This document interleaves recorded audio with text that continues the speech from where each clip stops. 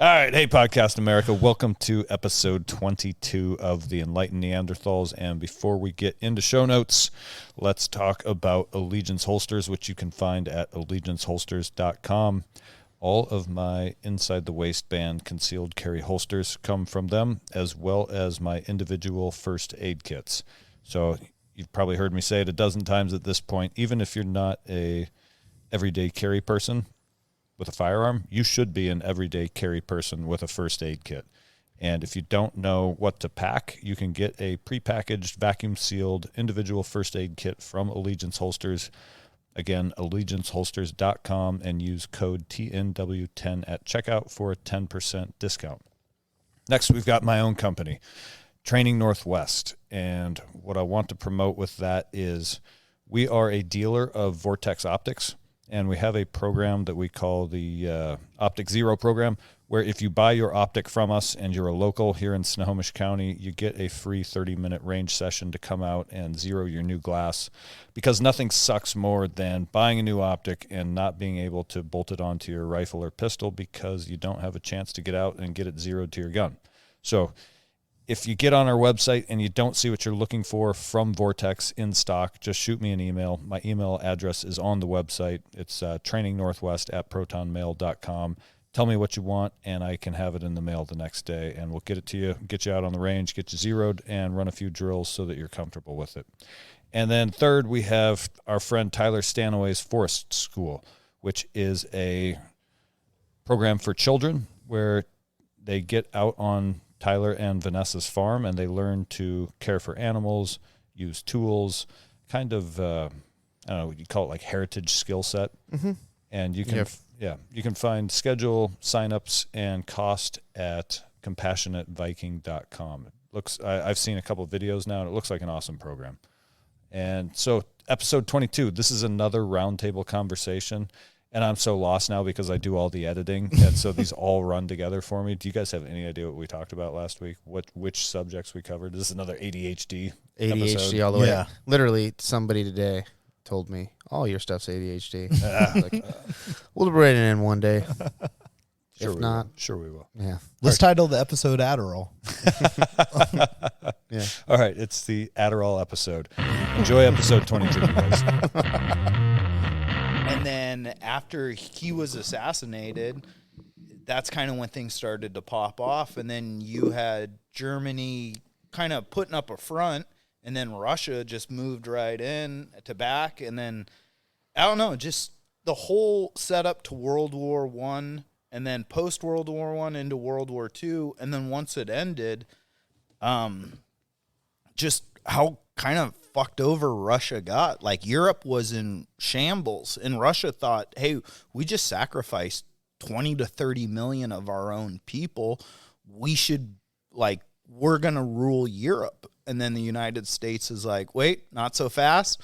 Boom, straight to Cold War. Hang on. You said World War I. That's World War II. Oh, yeah, World War I, and then into World War into II. World War Okay. II. Yeah, but then with World War I think more and more the case can be made that they were really just one conflict with an interlude. It is, but like, what I was going to say, World War I start? World War I. It was a bunch of countries kind of just bullshitting each other and testing each other. I think it was kind of old school feudalist posturing. Like, I'm the lord of these lands, and I will send my army to. Yeah, exactly. We're on a quest for the Grail. Yeah, you know what I mean. And so it was literally like old. It was like just old feudal bullshit. But the Industrial Revolution had just begun. So suddenly you combined, like horse and cavalry tactics with modern machinery and this old style thinking of. It's almost like they're bored. You know what I mean? Like all these, like the Chancellor of Germany was cousins with, I believe, the Queen of England, right? So they're literally extended family members, all just sort of squabbling and bickering, and it turns into the first time that it was the first industrial war, and it killed millions and millions and millions of people. Well, do you think World War I would have happened without the Civil War? Because if you look at it, like the Civil War we started to get like the Gatling gun and higher efficiency weaponry. Like you had that. You were also using prepackaged cartridges for the first time. Exactly. And so you start to see these small ammunition or small arms as well as large arms start to get more technologically advanced. And if you didn't have that Also, Civil War, they were still using smoothbore cannon, but by World War I, they were using artillery with rifled barrels and a much, much longer range. I thought at the very end, in a brass case, you know what I Yeah, mean? Like, yeah. So Civil War, you saw like the brass preloaded rifle casing for the first time, right. and in World War I, you saw the big brass preloaded artiillery round for the first time. I thought they started to develop the artillery at the very tail end of the Civil War. Because they started getting machine guns, and all then I can say is they were using smoothbore cannons in the Civil War, and by World War I, it was what resembles modern artillery. But if you didn't, they had Gatling guns, right? They were but it was like a hand crank. Yeah, but still, it's pretty cool. I'm trying to buy one. There's a company that makes it for 9mm. Oh, I know. And 22. I'm trying to figure out. Yeah, I would get the 22 crank? just based on the cost of ammo. Yeah, it would be cool. Yeah. Is that legal for hunting? Might as well be. Yeah. Squirrel hunting should be. Yeah. Oh, all right. So there's a lot to talk about because as we're recording this today, there were congressional hearings on UFOs and alien life form, which is fucking fascinating that you go from like, if you're a UFO guy, it's like, get your tinfoil hats out. And now they're talking about it on the floors of Congress, and you have whistleblowers. The guy wouldn't answer the question. One of the senators or congresswomen asked, what did you find in this wreckage? This is just the clip I saw. And he said, well, we found biological remains. And she asked, were they human? And he said, I cannot answer in a public forum, which is kind of a telling answer. You know what I mean? So you have that, and you have, ongoing bullshit with Russia and Ukraine. And then you have Hunter Biden, who I think, did he reject his... we're trying to figure out. That's bullshit. Who even knows what's going on there? And, of course, we can't figure out whose cocaine was in the White House because the most secure building on earth would never have security cameras or a visitor log or some sort of way. Like, you might need secure card access to go through certain doors. So, you know what I mean? At the hospital where I work, if I scan through a security door with my employee badge, there's a record of me entering that room. Yeah. So whoever scanned into that, what was it, the library or something like that? They know who entered that library. We know who's cocaine is. And we all know who. Podcast America knows whose fucking blow was in the White House laboratory. Biden library. Isn't spry enough to be doing that much blow. He should. What if that's keeping him alive? Yeah, what if that's the if he was a cokehead? Yeah. That would be awesome. He only does He's it at smoking night. Newports all the time. Yeah. Does it at night and won't shut the fuck up. That's why he's so tired all the time. Yeah. he's dancing all night long. Yeah. Oh, we got to start a business. He's all scatterbrained. Yeah. Call those fucking Ukrainians. Yeah. Oh, man. Okay. And then you had, what else? LeBron James' son had, I think, cardiac arrest on the basketball court at whatever university he plays for. And LeBron has been one of the most loud, I guess, celebrities on people need to get the vax. God, what else is happening? All kinds of shit is happening. Well, let's slow down on the aliens. I like aliens. Let's go back to aliens. That's what I was going to say. What do you pisses guys me think? off, though, sorry, is that you just said that motherfucker didn't say if there were biological remains or not. No, he said there were. Well, he didn't say if they it were was human or not. That pisses me off so much. Just like, why are you going to leave that cliffhanger out there? Exactly. Why drag this guy in front of Congress to not... But, do you ever really get satisfying answers from any of these congressional hearings? No. The idea is we're supposed to feel like we're getting vindication. Like you've got Jim Jordan grilling people, like Twitter execs or whatever, or Facebook about their collaboration with the FBI. And you never really get any, like they kind of dance around the questions. It makes you feel good a little bit. But nothing, that's the point, is you're supposed to be like, see, we're finally getting it, but then nothing happens. And that's how you know that it's a uniparty and that nothing is ever going to happen. It's all just for show so that you can feel kind of vindicated, and then it disappears. And those people never have repercussions. So they asked if the remains were human? Yes. So human meaning... Homo sapien. You're a Homo sapien. Yeah. I know that. But like, so they mean that they found a crashed UFO and it could have had human or just organic? It had biological remains. Yeah, okay. But then what did she follow up the question with? It was just some fucking clip. Okay. I mean, Because it could have been a Russian dog. You know what I mean? Yeah, It could've yeah. been whatever his name was. Yuri the space dog. That's an idea of, I mean, we're going conspiracy here. As a chimp. Yeah. But that aliens could be us from the future coming back into time to tell us or warn us about things. That one, the time traveler one, I don't buy into as much, but it is a another one possibility. I like is that some humans got off planet at the Younger Dryas event. I think they got And out way early. Now they're keeping tabs on us. Yeah. I mean, that's kind of the idea of Mars, man, right? Yeah. Like Mars maybe seeded Earth, you Yeah. know, or Earth is like the lifeboat of Mars.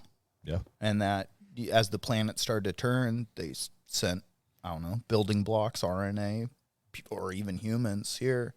Yeah. To colonize. This is real fact-based. Yeah. But yeah, the aliens thing is weird because it's, I mean, the alien folklore has been around forever. It got even more popular in the 40s and in the 50s. There started to be, and that's when you get Roswell and stuff. But what's interesting, Was that pop culture then, though? Or was it like, oh, look at those quacks going out there? No, I think it was- Roswell it was happened, both, I think. and then it really became pop culture. Oh, sorry. Yeah. Roswell is what created the pop culture side of, UFOs and extraterrestrials. But you had before that War of the Worlds with Orson Welles. Yes. You've heard that The story? side, yeah. Yeah, the radio broadcast and people. So, I mean, the theory of aliens, and, it's been there for a while, but it gained tremendous popularity after the Roswell incident. Which is before the 60s, right? So, Yep. which is kind of when I feel like space was really hitting hard Well, for young kids. It was also immediately after we set off the first nuclear explosions, bombs. which, oh God, who was I listening to? One of the popular podcasts, but they were talking about the physics of setting off a nuclear bomb. And not only do you have the physical waves, like the blast waves that we experience in our three-dimensional world, but you also have vectors of energy delivered on a quantum level, what they call scalar. So the energy is delivered to a point far, far, far away instantaneously, and it doesn't travel through space to get there. It's just there the moment the bomb goes off. And so that's what this guy was proposing may have attracted attention of other life forms across the universe, because we don't know where that energy vector went. We just know that it went somewhere. It's crazy stuff, guys. Yeah. Oh, yeah. Crazy stuff. We're not even at cruising altitude yet. Dude, I was just thinking, man, so a really bad fart. You ever walk around and all of a sudden smell something? And you're like, what the hell? Aliens? Yeah, some alien, like, or it was just It's a scalar fart. a scalar fart. It happened in another part of the world, Yeah, but you're like, instantaneously. What the hell? I'm going to start using that when I What a blow out manwich. the covers on the bed. Must be a scalar. Scalar. Wasn't me. All right. That's what you guys pay for. No one pays for this. That's the Patreon we haven't started. But then, okay, so I like the aliens thing too, because what I know of, like, this really started to get a lot of traction in, was it 2015 or 16 that we changed the radar that our airplanes and our, like, the type of radar that we use in our military instruments had changed. It got more fine-tuned. It got more fine-tuned, and then they started picking up all these, like, blips. Like, things would travel at high rates of speed, And then high stop. elevation, low elevation, stop. And their acceleration was almost, you know what I mean? It wasn't. Ungodly. Yeah, exactly. It was near instantaneous. Yeah. Was it? And I think it was 2018 or 2019 when they first released that heads-up display footage of the Tic Tac? F-18 pilot. Yeah, exactly. I Yeah. think that was the first time that, again, people like me who were like, yeah, whatever, put on your tinfoil hat. Then here we're looking at the infrared camera on the F-18, and this thing's doing aerobatic moves that I know aren't possible. Yeah. Or at least with our aircraft. Oh. So, you know what I mean? It's hovering over the ocean, and then suddenly it just takes off. And then it shoots straight up. And it's like, wait a minute. Nothing can do that. Yeah. It didn't even... Not like that. Anyway. Yeah, yeah.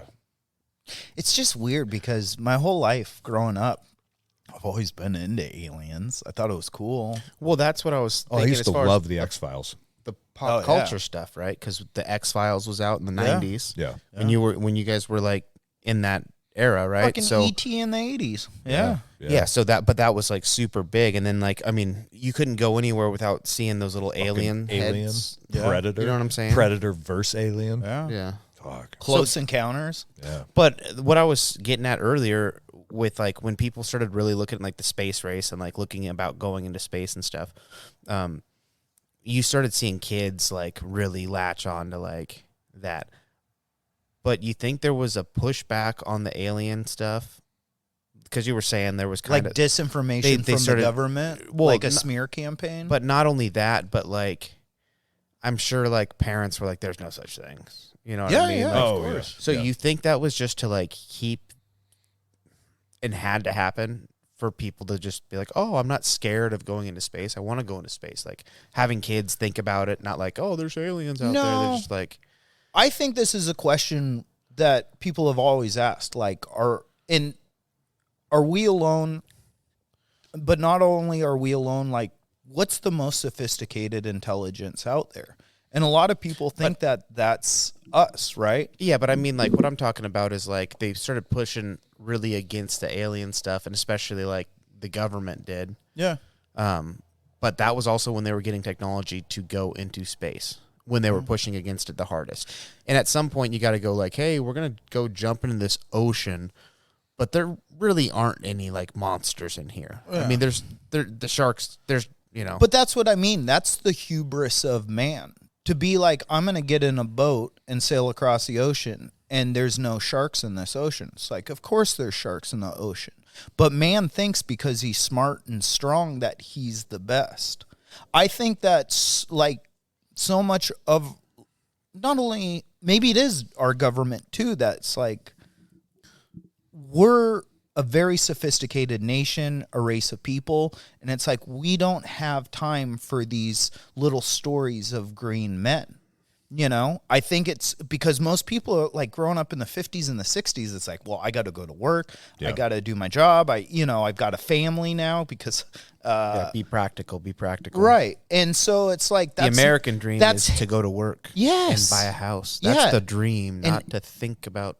aliens are hippie nonsense. Pay that We don't mortgage have time for this. Over and over again. So over and over, infinite. So it's like, all right, I think aliens, like that whole kind of mentality, like it was pushed down by everyone. Like the dreamers like me there, it's like, hey man, do you think there's life out there? And everyone's like, get your head out of the clouds, get a job. Yeah, There's that's true. more important Focus on things. algebra. Yeah, there's more important things. And now we've reached a time where it's like, everyone's on fucking Twitter and TikTok and Instagram. Nothing's important. Everyone's killing time. And at the same time, they're like, hey guys, aliens are real. And it just slips in and people are like, oh, okay. Yeah. It's kind of weird. Like just Why- the dramatic shift. Why keep it secret in the first place? That's what I mean though. That's Yeah. keep it secret Power. because we know. Other governments. No, we know we're gonna need people to progress to go to space. Like, I think when people think aliens, they kind of get freaked out. I get freaked out when I think aliens. I'm like, I Should don't. be. If they have the technology to travel here and they haven't fucking blasted us off, out of the universe, Yet. then they must be. There must be some sort of good in them, right? Otherwise, there would be actual predators running around out in the jungle, fucking Yeah. skinning ODAs and hanging them upside down from trees. What about all those anal He's over here probes? anthropomorphizing with what? aliens. That doesn't sound nice. That's like, you know what? How come in all the '80s stories, everybody who got abducted got probed? Yeah. Like what? Like are aliens obsessed with the butthole? They like what's- butt stuff. Yeah. That might be one of the first red flags. Like they traveled across galaxies to come here to abduct a human and stick stuff in his butt. Yeah. Yeah. The softest spot. Yeah. Yep. It's where hyenas start too. Yeah. You know? Yeah.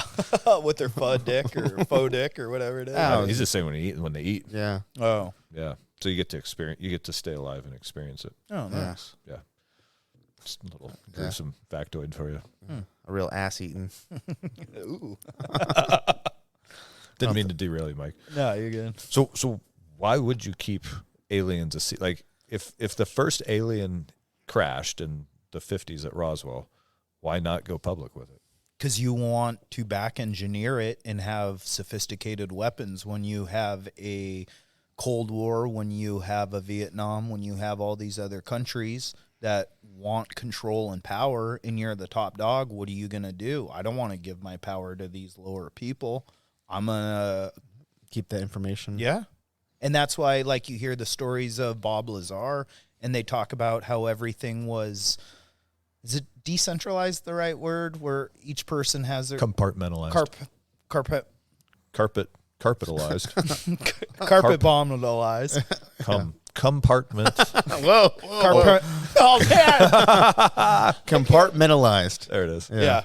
Oh, thanks, Yeah, Jordan. anytime. Yeah. Didn't think that was going to happen, huh, Yeah. fuckers? But like in that same way, like we don't want one person leading this whole research on this ship.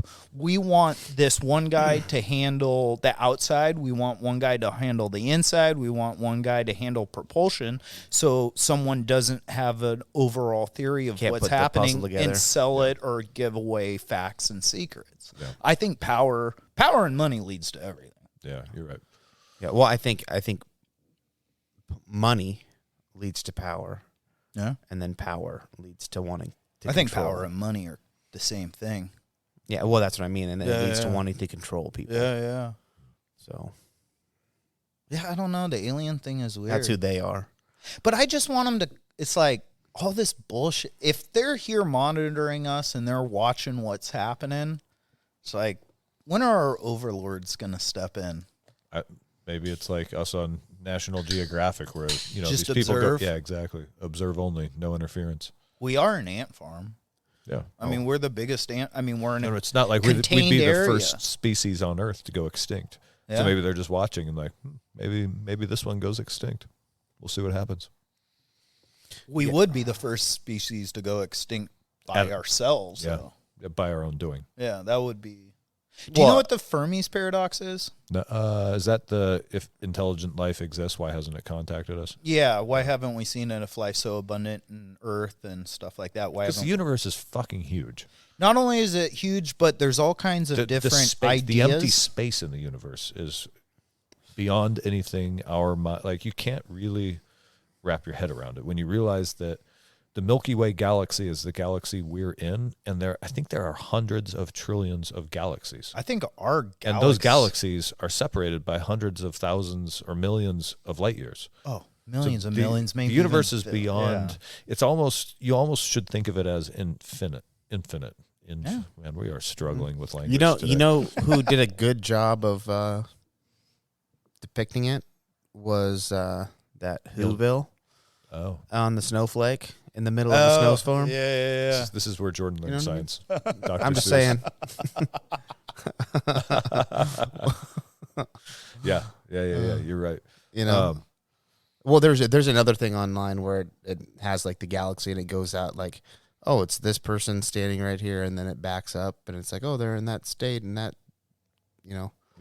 that Well, country. And also, and they also didn't they just announce a week or two ago that they now think the universe is twice as old as original? Like the Big Bang may have. Yep. It went from like 137 million years to 260 some million No, or trillion or. It used to be 13.7 That's what billion. it said. That's what I said. Yeah. Now it's and now they it's think twice it's that. double. Yeah, so Okay, 24 that's to what I said, 28. Kozak. You're right, Kozak. Yeah. I think I think it's something. But if you think about that amount of time, and there's a lot of people who think it's infinite, like the universe has always been here. There could have been advanced societies that evolved, peaked, and then had their own sort of chaos or whatever, and created their own extinction. Yeah. You know what I mean? Like we could just be a little. That's one of the ideas of the Fermi's paradox. It's all these reasons of why we haven't seen intelligent life. One is maybe space, like you're saying, is so vast that it's not about traveling distance. It's about going inward. So like you could put yourself in an AI in a computer and you could live forever, technically, right? That's one idea. Another idea is that when civilizations get to be sophisticated with technological advancements, but then they still have kind of like our ape mentality, or that we're warfaring, and that most civilizations hit a certain point of technological development, and then because of war, they turn it on each other, and so you never see life because civilizations kill themselves. And in the current state we're in, it makes me think of that part of that idea that with AI and drones, we are soon going to hit a point where we are, and nuclear weapons and, advanced delivery systems, we're going to hit a point where we either completely wipe out humanity or we sort of go, oh, shit, there needs to never, ever be a war again, and we need to figure this shit out. Yeah. One or the other is going to happen. I'm more sore. And my guess is that we'll take the World War III that we're being marched into to get to the point of, holy fuck, we need to never have. Remember, they thought now I'm contradicting myself, because World War II was supposed to be the war to end all wars. I think people were going to realize that after the complete destruction of Europe and China and Japan and the Pacific Islands, like, we need to never do this again. And here we are in Ukraine right now. Was it Oppenheimer? I mean, how many generations later is that, though? Yeah, 3, probably. Yeah. Yeah. And that's what it takes to forget. Yeah. Right? Yeah. Like, and people talk about that, where it's like, oh, yeah, like, I remember what my dad said, but I have no clue what my grandpa said. Yeah. Like, and he's learning from, it just, time fucking transfers all that shit. Yeah. So you forget about it that quick. And if we're not paying attention, not learning, everybody's caught up in this shit and not, like, actually paying attention to what we know happened. Did you see what Taylor Swift was wearing at the concert? Yeah. No, nobody? Hopefully nothing. Oh, I don't know. I was just asking.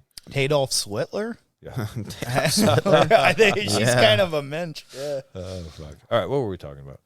I feel like we got off track. Wait, I want to say, because you guys were talking about how it keeps like building and the Fermi's paradox. Yeah, but there's a good quote from, I think it's either Einstein or Oppenheimer, and they're asking, a reporter asked him, what will the weapon of the next world war be? He goes, I don't know. He goes, I can tell you this. This current world war, this last one, we use nuclear technology.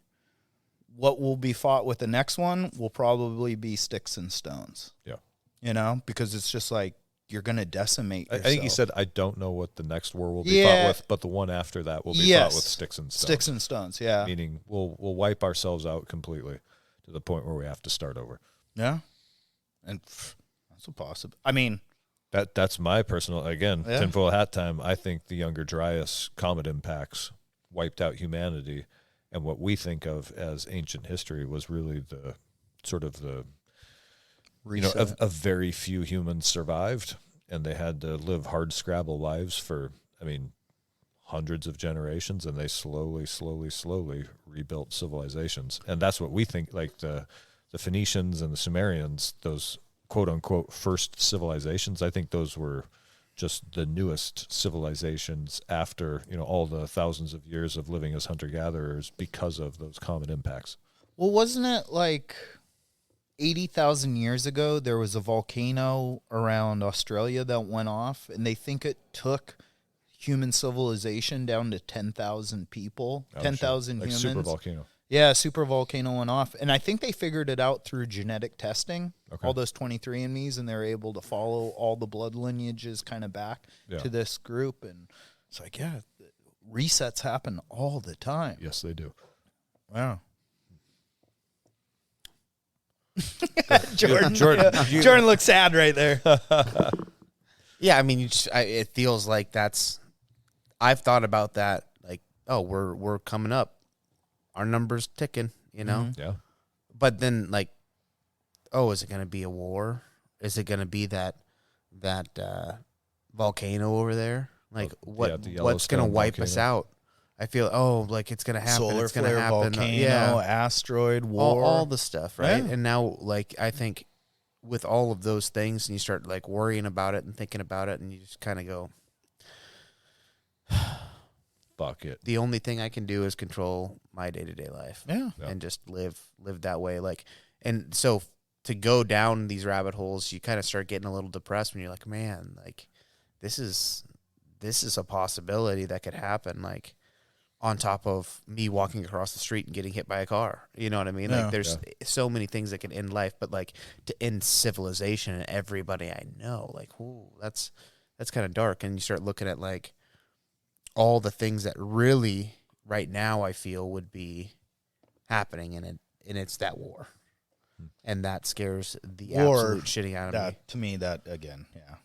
I rather take Because solar flare. war you can help. Solar flare you can't help. Comet can't help. Freaking Yeah, but I also guess it's that's super like, volcano can't humanity failed. Yeah, that's with the biggest war. hurt is that we failed each other. Humans failed other humans. Yeah. This thing we could have been great and better. It's like we fucked it up. and it's all over greed and power lust. Yeah. You know. And you kind of, it's interesting you talk about like it scares me to think about like, this end, which it should rightfully, but the world's kind of the world has changed, but the US feels a lot different since the past 3 years. I'm glad you said that because I had a thought last night, which was I was thinking about I had a couple of really good high school teachers, which Yeah. and I was thinking about it because my oldest son is going into middle school next year, and we're going back to the public school system after having them in private school for a little bit. Do you pick his pronouns yet? Yeah, and so I'm concerned. And there's a very good chance that I'm going to end up on like a police. You know what I mean? Like I'm going to be at every school board meeting, and I'm not going to be quiet if the Everett School District is pushing like this child pornography and all fucking woke bullshit. But what that took me back, I started thinking about like how I was really lucky that even a small little podunk town with a four-way stop and eventually a traffic light, that I had some really, really good teachers in middle school and high school. And one of my all-time favorite, his name was Mr. Morris. And he was he was 6 feet tall and kind of imposing and very kind of surly. Like he didn't come across as friendly, but he had a way of being like really hard on you, but also letting everybody know that he would put every once in a while he'd put his arm around you when you needed help or something. You know what I mean? And so it was like, oh, he actually cares. And he's hard on everybody because he cares. And his life story was he had joined the Army and post-Vietnam and then gotten out and got his teaching certificate. And I was sort of thinking about that, and I was like, oh my gosh, just the thing. And he would always talk to us. This is in 6th grade. I had him in 6th, 7th, and then he was my 8th and 9th grade football coach. And he talked a lot about Joseph Stalin and Mao Zedong and the dangers of communism. You know what I mean? And it was like, holy crap, this is a guy who was raised during the Cold War and went and said, you know what, my duty, he went and did his 4 years in the Army and then said, I'm going to serve my country from now on by educating the youth. And he, you know what I mean?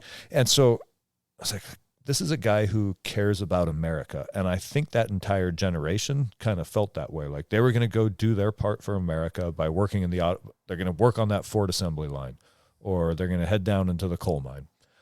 And kids don't think that way anymore. They're just all about like, how can I get more likes? And how can I get my next little, my kids. But the degree and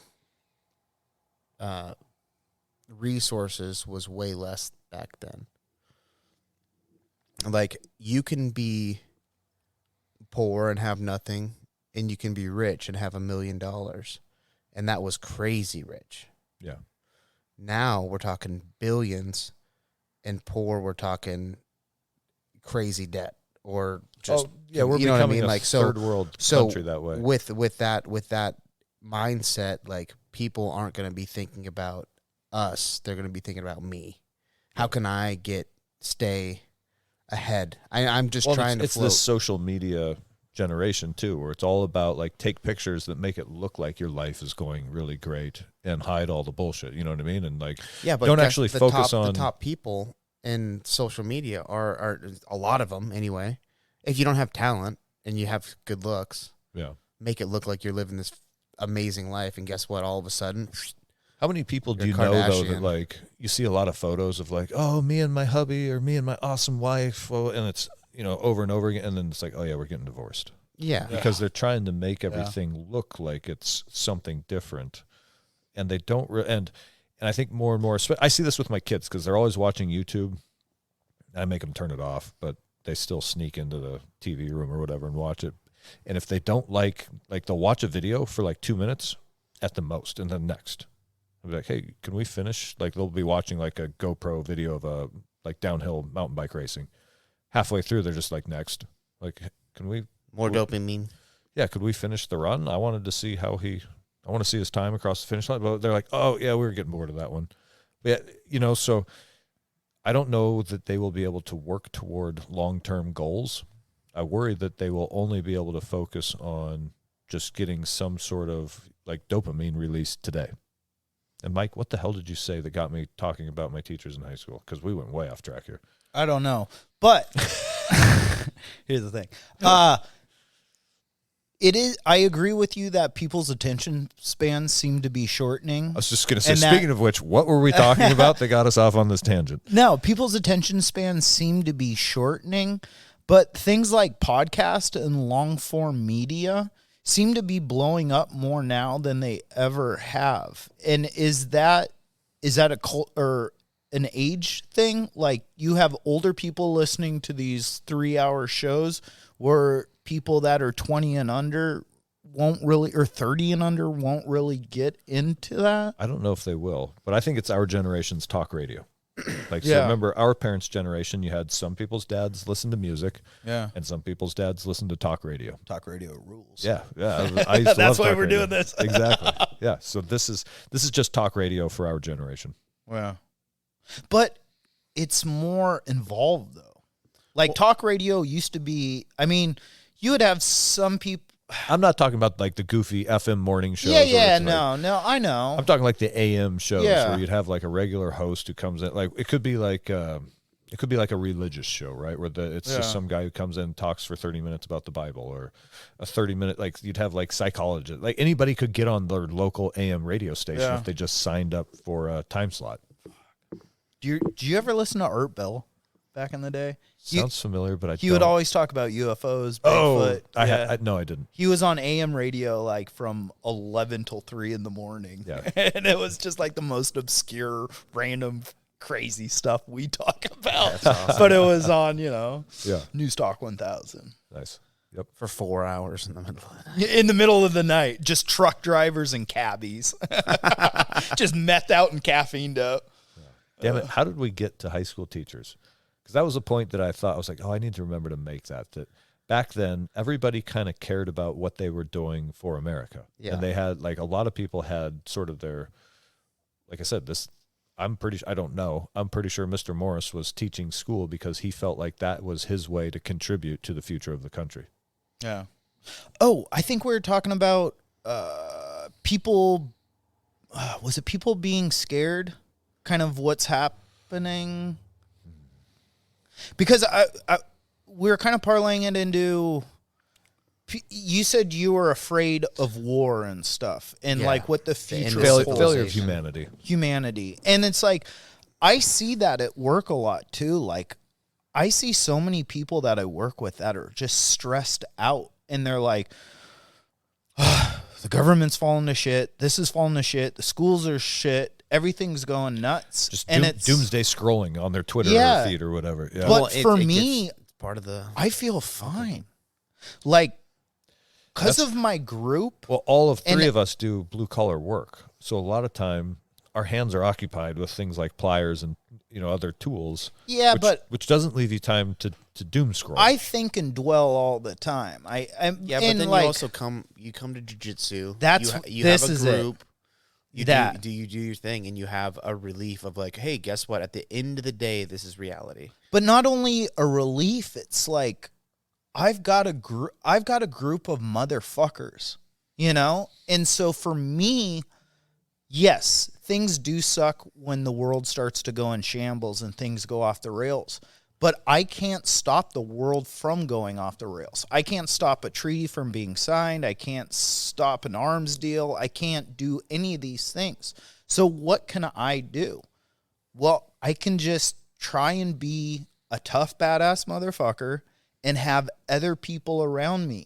And it's like at a certain point, I feel like none of us are really afraid. I mean, we all Not at all. have fears and stuff, but like, Not for myself. You're right. if the world goes to shit, we're still going to get together and hang out and defend ourselves. Oh, And yeah. it's not like, oh my God, I live in this apartment and I have no family or friends or neighbors. It's like, But I see all these that's people one of the things worrying. that's broken with humanity is we are pack animals. Yeah. We're not supposed to be living solitary lives sort of in seclusion. I think that's part of what modernity has like destroyed is people like we've talked about this before. People go sit in their cube, and because of political correctness, when they do interact with, their limited interaction with other people in their workplace, they're closed off and they're not themselves. So you never really get to know your coworkers.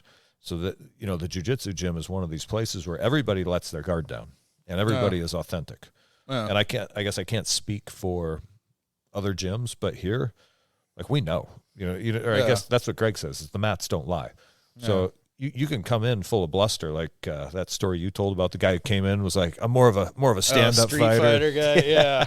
But that's lore for the crowd, right? Like that's like, hey guys, remember that one time? Yeah. Because everybody sits down and talks about shit like that. And not jiu-jitsu is not going to be everybody's jam, but people need to find A tribe. you have to find your tribe, and it has to come through common interest, and it has to be in a place where you are not censored. You have to be able to be yourself. You will never have human connection if you're censored. It's not possible because you can never know what somebody else is actually all about. Yeah. Well, do you think that the social media trying to get the instant, like, it's like your kids going to YouTube and clicking through the videos. They're like, on to the next, on to the next. But you grew up around a fire talking to people, and not having that, like, okay, I'm bored with this conversation. It's like, we'll sit here and like, okay, what do you want to say? Like, what's next for you? Like, and that's the only way in which to change the channel. If somebody's talking and you don't like to hear it, you have to figure out a way in which to, like, Space aliens. yeah, you got to turn the conversation somewhere where you'll enjoy the conversation so you can get into it and you're interacting with it. Yeah. Whereas when you're just sitting down, you're not having that back and forth. You're having a one-way interaction. So you get the dopamine like you're sitting here having a conversation with somebody. But the reality is you're not having a two-way conversation with YouTube.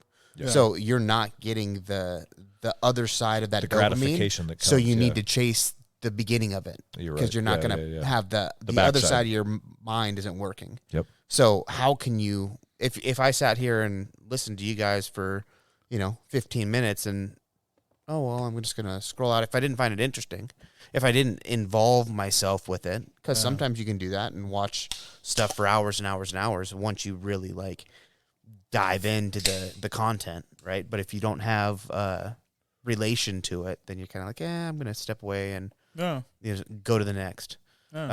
So I just feel like a lot of these kids, they're not living life outside because they're getting instant gratification from YouTube and all like different social medias.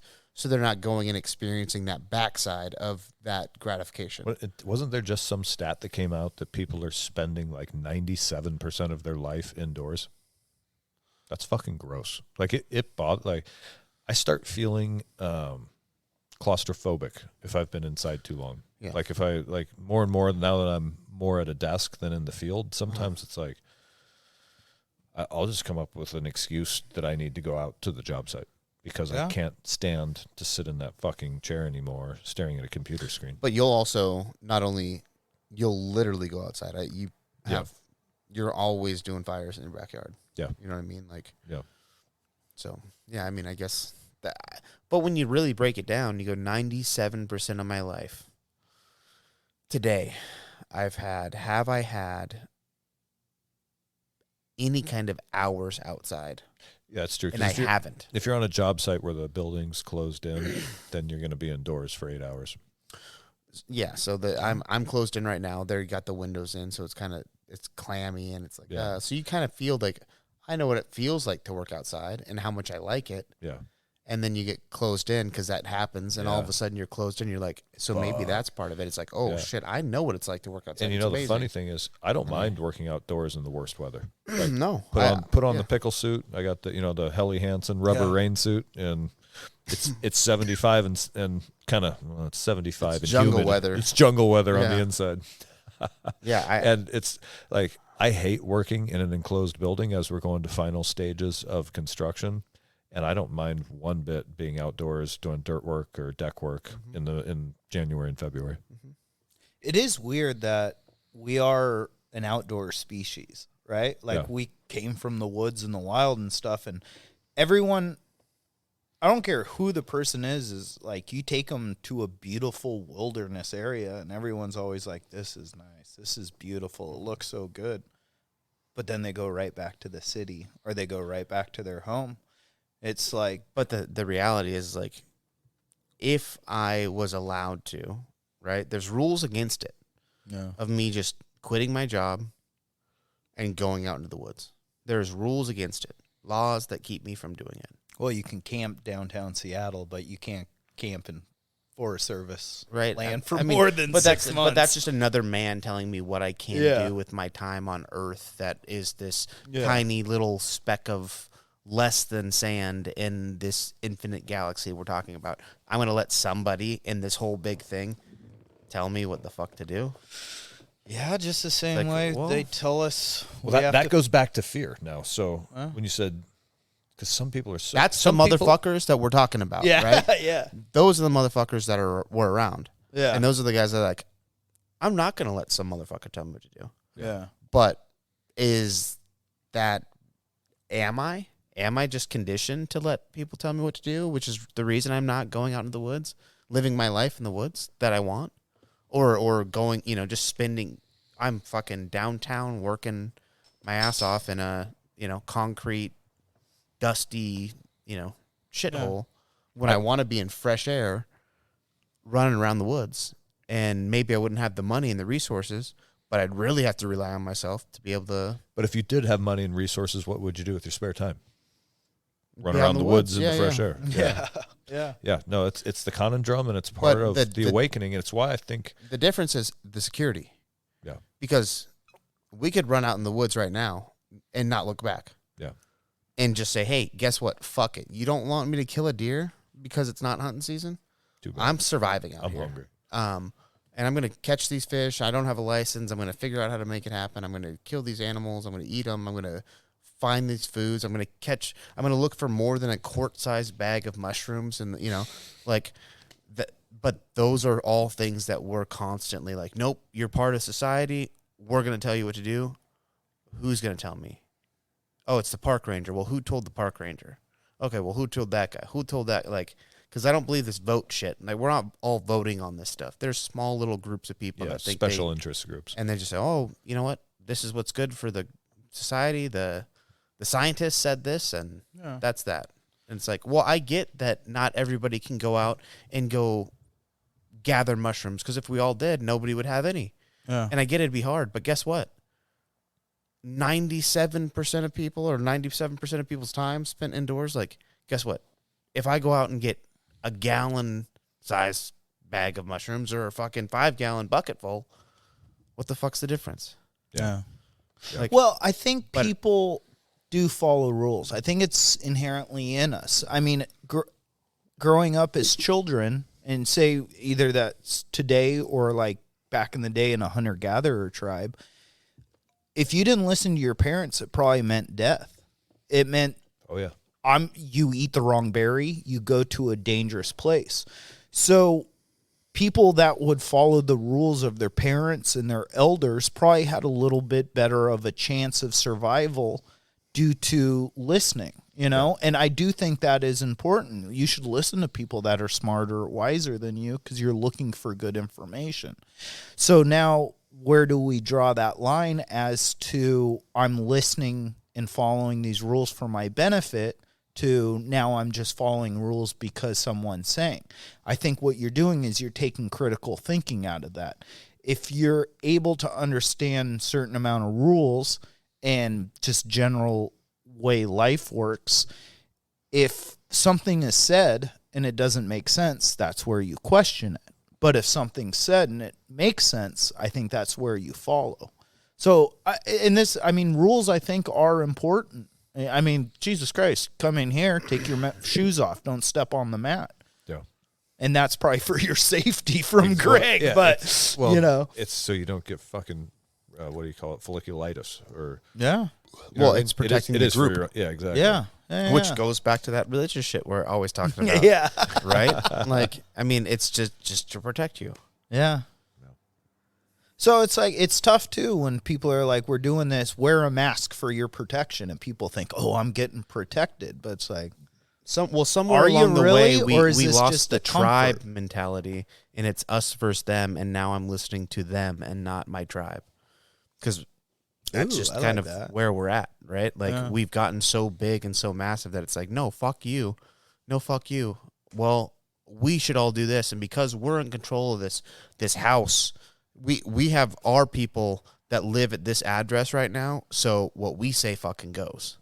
So Yeah. we are going to wear masks. No. Everybody's going to wear a mask, and if you don't, we're going to Fire you. We're from gonna your get job. mad at you. Yeah. like socially, and it's like, so we've gotten away from like, well, is this protecting us? Some people say it is, some people say it's not, some people are lying, some people aren't. Like, Yeah. where do we find ourselves with that? Because we've gotten this tribe has gotten so big, and people are so different that, and we've gotten away from practicality. Again, we live in this like technology pampered civilization where you sort of lose track of where your food comes from, what it takes to survive, and so everybody just sort of assumes that safety and like abundance are a given, and they're not. And so I think that's part of the problem, is everybody just sort of assumes it's like an egocentric way of life where I'm the most important person and everything will be provided for me. And, my chosen party is saying we need to do this for everybody's safety, so you need to do this for my safety, and because I care about myself more than my community, because I don't have a community, because I'm not connected to anybody.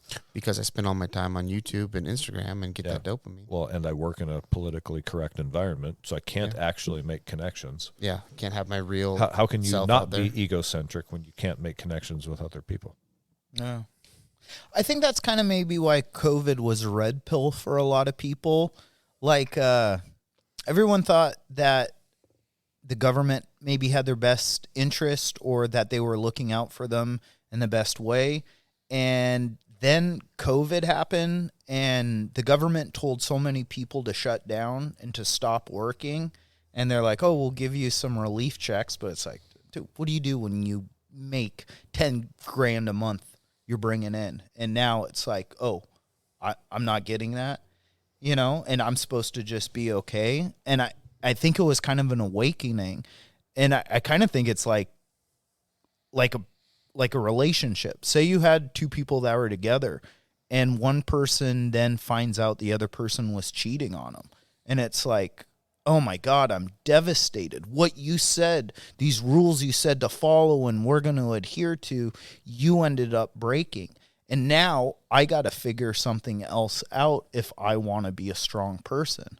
And I think with COVID happening and the government shutting everything down and just people were able to see the dysfunction and they're like, oh, this person, this government that's supposed to be the love of my life and take care of everything, all of a sudden, they're not allowing it to happen.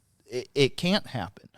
My government is stopping me. This person that's giving me the rules is also now punishing me, And to me, it's like it's a little bit of an awakening for understanding the truths around you.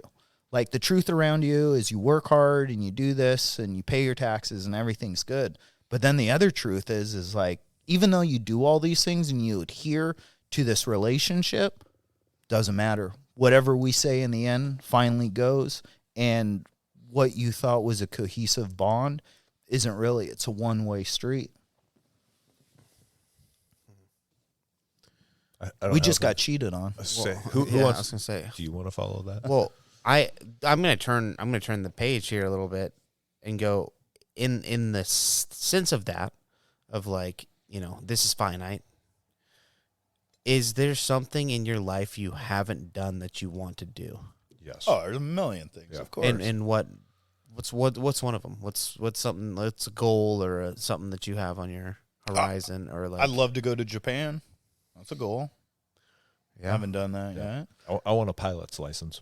Oh, that'd be awesome. I want both of those things. Yeah. That's funny. Be You a guys say pilot in that. Japan. Yeah. Ooh, konnichiwa. Oh, Well, so turbulence. Fasten seatbelt sign is lit. Dishonor. 737 bad stabilizer. you sons of bitches. I'm Sorry, sorry. I'm sorry, continue. Podcast Japan. Arigato. There was a guy, Kazuki, and he was from Japan. He came and like spent, I think, a year or two, just kind of going to school to learn English better, and then he went to UW, and then, ended up graduating and moving back to Japan, and now he does Samurai. Tokyo BJJ. Oh, okay. is his academy that he started out there, but he's a Marcelo Alonso black belt in 5 years. This guy was Holy a fucking Christ. monster. He was a fucking monster. Jesus. I mean, that's quick to get your black belt, Yeah. but Do you guys know he the was difference a between fucking savage. Brazilian and traditional Japanese jiu-jitsu? Brazilian gets it done. Yeah, but I mean, are there like clear differences? I thought Japanese I do not know. jiu-jitsu was more based off of what Judo happens style? after judo. Okay. And it's mainly arm bars and that kind of stuff. Whereas jiu-jitsu, I don't think Japanese de la Hiva, all these weird half guard variations and stuff like that. But I mean, It's more who knows, traditional, yeah. I thought. I guess you could find out, look it up, and Quick Google. Google search. Oh God. Yeah, I don't know. That's But you asked what would I want to do? and yeah. So you want to go to Japan? What in Japan? What's your draw to Japan? Because I have my own draw. Yeah. Food, culture. Yeah. Food, culture, just the people I find are so. So there's a thing I heard a long time ago, the differences between rice cultures and wheat cultures. And when you have a wheat culture, it takes not a lot of. Are we a wheat culture? Yeah, we what are do a you say? wheat culture. You say rice? Right. Rice? Rice? Rice? Fried rice? Oh my God. Please don't cancel us. Yeah. But we're a wheat culture. And a lot of Anglo-Saxon white people are wheat cultures. And wheat culture is pretty easy because, I mean, you get water to a field, you get your irrigation or your sprinklers or whatever's going, and then you pretty much just have to let it grow, and then you harvest, and then you grind and mill your wheat into flour. That's right? why we're so lazy. But rice culture takes an entire village to flood rice paddies, to plant rice. Whoa. Oh, yeah. You think that's where discipline comes from? No, but a lot more Asian cultures work much better as a large group, as a cohesive group. That idea of that you can take a group of people and the whole town has to go, whether you're the mayor, whether you're the town drunk, whether you're the guy that raises the beef, you still have to go and help with the harvest. Whereas wheat, maybe you can do it with a couple people. So do you think? And so I find that mentality of the group think, of the group effort of Japan interesting. I mean, that's why we thought we were going to have to go kill every man, woman, and child in World War II. Let me sideline for a second here. Do you think that group work ethic, we'll call it that, do you think that is a way to find happiness? Yes. And do you think that maybe some countries that are less technologically advanced than us, so they don't have every little bit. Third of world countries have almost, it's like a 0% suicide rate because their lives are so involved with surviving to tomorrow that they don't have time for all the weird anxieties that we do in the more westernized culture. Also, gender. Yeah, there's only two roles. genders in third world countries. Well, they're also They're suffering from lack of genders is what's truly happening. Oh my God! Should we do mission work? We should start a nonprofit to bring the other 30 some odd genders to third world cultures. Yeah, We're missing the boat here, gentlemen. yeah. Oh, that's a good. Holy point. fuck! Okay, you guys. Training Northwest is making a shift of focus. Starting in 2024, Yeah. it will become our mission to deliver more genders to third world countries where they are suffering from a lack of gender. Let's go non-binary in the Amazon. That sounds pretty fun. Yeah, that's a good launching I want point. to see someone do it in That's a good, yeah. Afghanistan. You're gonna go travel up to that one tribe that just saw people for the last time. Hey guys, I've got some Who news wants to for cut you. the penis off today? What are your pronouns? Just shot with an arrow. Fucking yeah, get Motherfucker. a Ace dart Ventura. right in the neck. 2 darts is too many. Yeah, it's in the bone. So Japan, food wise though, what about the food? Are you just a sushi guy or what? Yeah, I love Asian food. When I cook, my name is Michael Chan. Oh, Yeah. Michael Chan. Michael Chan, because I've got a nice wok. I've got all this. I just love He all was pointing Asian at his food. junk when he said that. Nice walk. Oh no. But yeah, food would be a huge part. Just the culture, the technology that's involved with Tokyo would be amazing. Yeah. Some of the- Tokyo some of would be the- fascinating. And you know what's funny is I hate the big city. And like Jen and I took our little mini vacation for our anniversary 2 weekends ago, and we went to the Kenai Peninsula in Alaska to just get away. But I've always wanted to go to Hong Kong, which is one of the biggest cities on the planet, I think. That's wild. But it just looks fucking fascinating. I'd Maybe go to it's Hong Kong. maybe it's just it just looks, again, food, culture, Yeah. just I the think bright Japan- lights and everything. Like, I have no interest in going to New York, or I've seen DC. It sucks. But Hong Kong fascinates me. I'd do Japan over Hong Kong, but I would do Hong Kong, What especially with is all that the biggest city in the world? Hang on, I'm Googling that. Hang on, let me take a guess before Yeah. you do it. You guys both guess.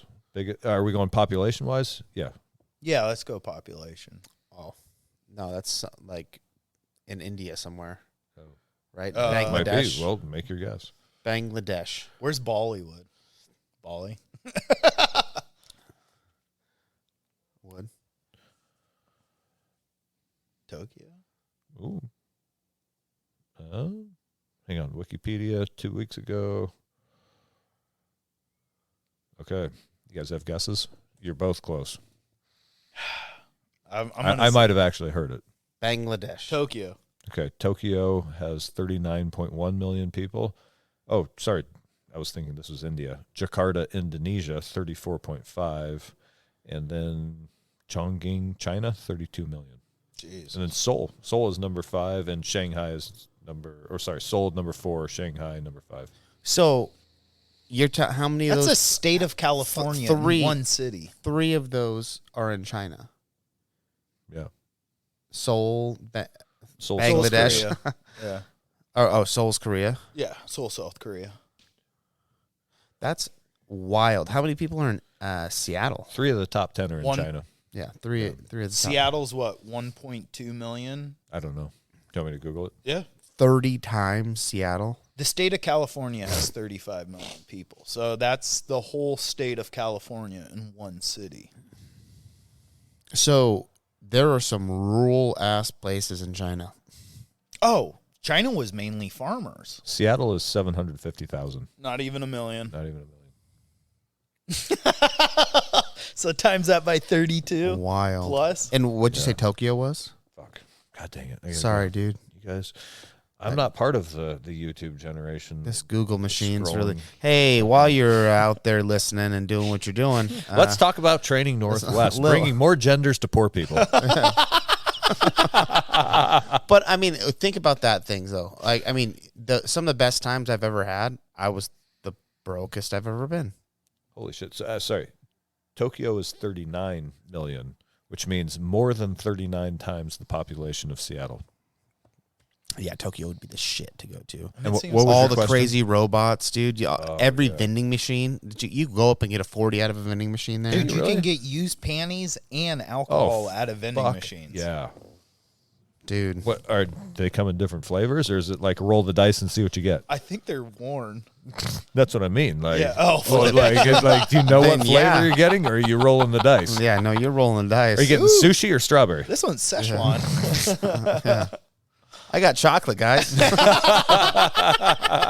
Yeah. Hell yeah. God damn. Yeah.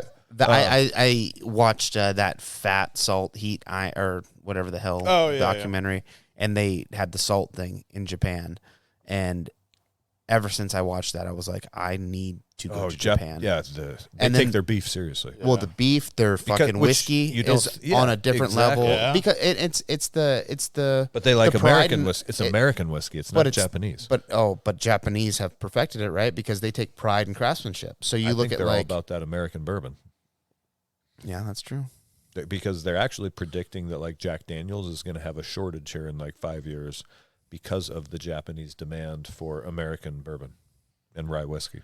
Japan. But guess That what? They're could start. turning. You know what? That's a world war I get behind. Yeah, fuck If you they're guys. depleting our whiskey reserves, Our whiskey reserves. you know, Send in- over Y'all Qaeda. I'm in physical therapy for my knee, but fucking sign me up. I'll hit the ramp or I'll hit the beach. Yeah. We're storming the Pacific again. With a bunch of Jack Daniel shirts on. It's a sea of mega hats. What did you want to know about the top 10 list? Well, I was just curious what the no, what did I say? What's Japanese or what's Tokyo was, Tokyo is 39 million. and what was the number one? Tokyo. Tokyo. Oh, so yeah, Yeah. Tokyo's where I want to go, which Okay. is weird because like we were talking about, I hate Seattle of Yeah. you but know, They that also to a probably don't have 40th homeless magnitude. encampments everywhere. I'm guessing the Japanese don't play that game. But I wonder what. They also handed out ivermectin during COVID and wasn't mandatory to get vaccinated. Interesting. What a concept. And they didn't shut down because they took our Constitution post World War II and they said that shutting down would be unconstitutional. Hell yeah. Like, What? wait, the thing we gave you? What another concept. Yeah.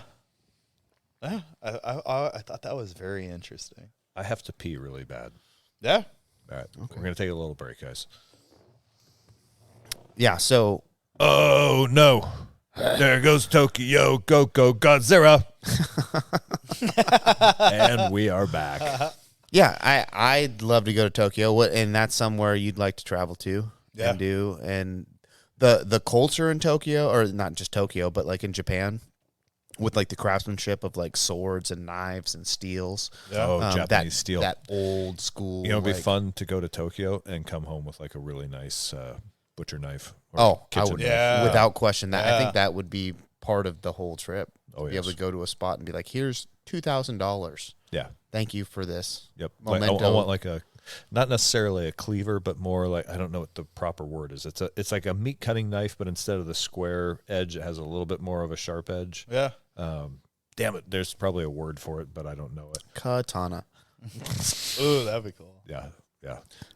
Well, have you seen the knives they use to cut like big, huge slabs of Tuna or steak? tuna? Yeah. Yeah, and it's like a Right, 3-foot knife. It's Yeah. like, man. Yeah. Ever since I was a kid, that was always like lore of like a katana, a real katana, so sharp like that the ninjas had. Like it's so sharp that if you touch it, it just shoots right through your hand. Right through your finger. Yep. You barely have to. It's like a little whisper across your belly and disembowels you. Done. I But still believe that. it's true. It's true. According to Kill Bill. I've seen that. I've seen Kill Bill, so I know it's a So I want the kitchen knife equivalent. Oh, God damn it, Kozak. dude. Even my ringer's off. What happened?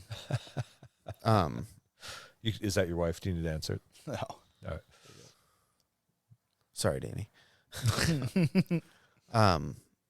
Yeah, I don't know, man. I think that the culture there of those things and the craftsmanship and like just the care they take that is like has to be.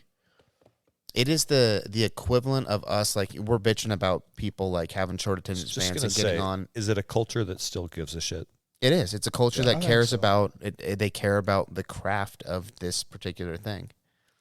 Not only know? craft, but it seems like, And they pass it down, it seems like. yeah. Not like, oh, I'm going to learn it online or this or that. Yeah. But it's like, I'm going to have my apprentice learn from me. And then after he's been my apprentice for the last 15 years, I die, he is now the master. No.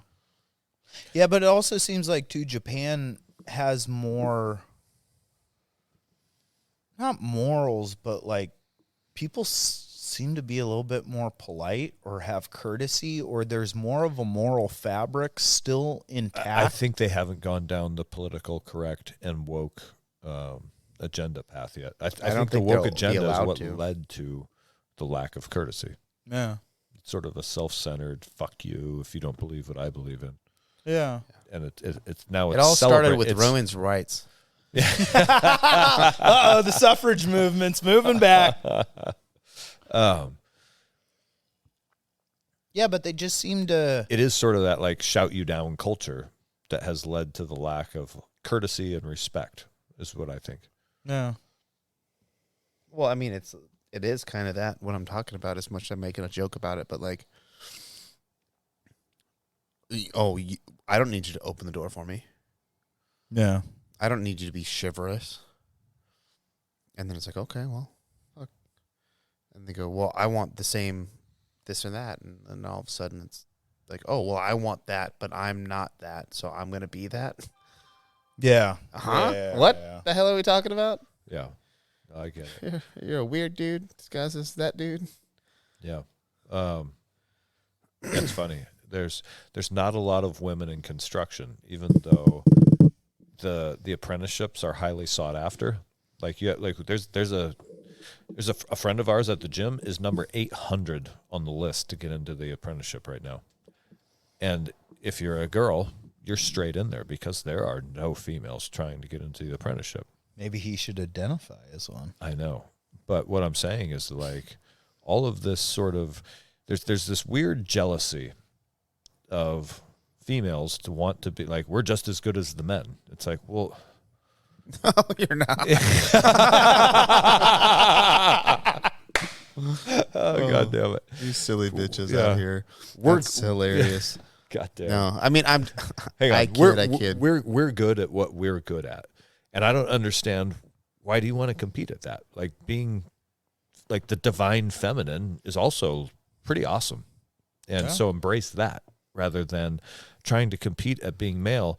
And the things that are like really intrinsically male, like building bridges or being out on a construction site, Coal mining.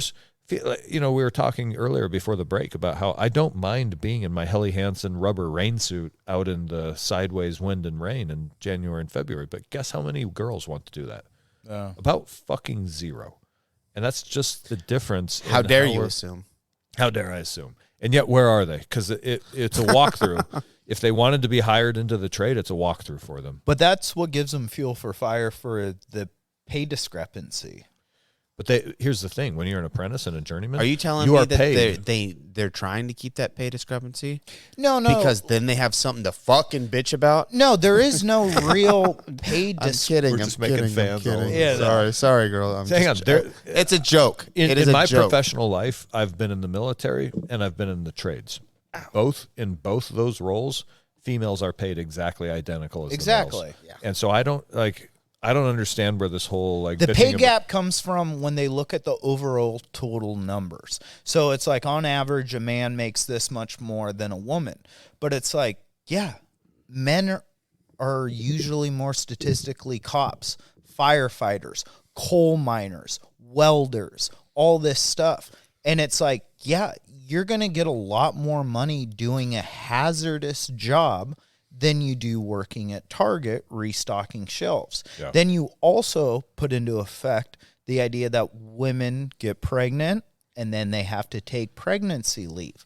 So all these things start to topple and scale it so men make more money. But they don't say, oh, it's because men want to do shit women don't want to do. They just go, it's a pay gap. What I'm saying is I don't understand the weird competition. Like, why do you want to be men? Like, it's not like I love going. I can't wait to get home when I go to work. It's not like I'm like, fuck yeah, I'm here crushing it at work, and I just want to hang out here all day and have this nonstop party with my buddies.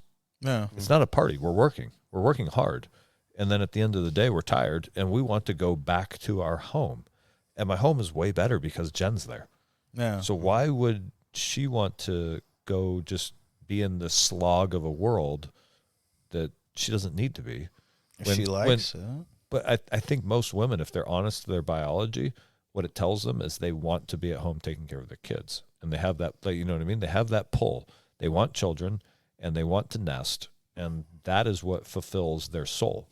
So why, I think it's one of the follies of Western society is to tell women that, no, that's not what's good for you. That's not what you want. I think they just want more people in the workplace. And it's part of that financial slavery. I think we've spoken about this on previous episodes where it gets you in debt early to where you need everybody working on the assembly line because they need good production workers.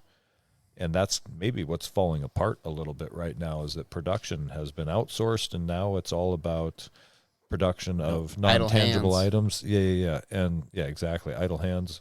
But we're getting a little off track. I think, yeah, right. Yeah. Never us. I think most females would be far more fulfilled in their life in a traditional role because that's what their DNA is telling them to do. And yeah, you're going to get a few tomboys and that's fine. Like do what makes you happy.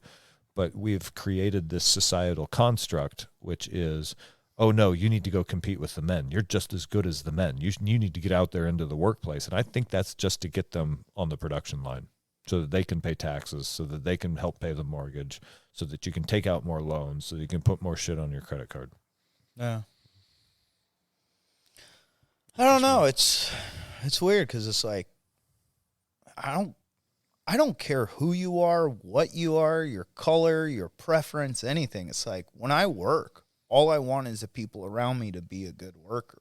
Yeah. That's the only thing I really care about when I'm working is that the people are working well with me. After that, it's like I don't care. Do whatever you want to do.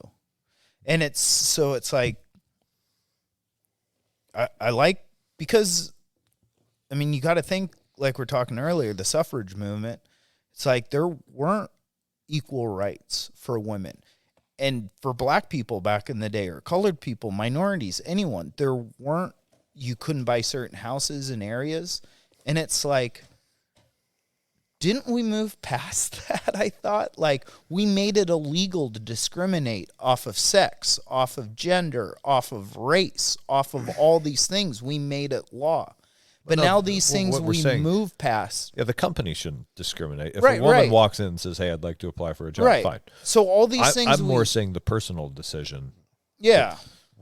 Does it fulfill you? Like when you finally get that corner office and you're like, fuck yeah, I'm a female and I made it to the executive level. Are you fulfilled, or is there a part of you that's I think it's part of the Instagram gratification. But it was even before. It was in the 90s too, and probably in the 80s a little bit. But that's what I mean. It was before that, right? It was I am now, people want to write magazine she's a woman in a man's me. world, and she's fighting her way to the top. Yeah, dresses like Hillary Clinton. Is she fulfilled? Do you remember that? That would be my question. Yeah, but is a guy fulfilled? Probably by anybody she wants. That's what I'm saying. Is no one is. No one is. Woo! I kid. The reality that's what I'm saying is there comes a point where it's like I've had success in the electrical trade, and at the end of I just want to go home.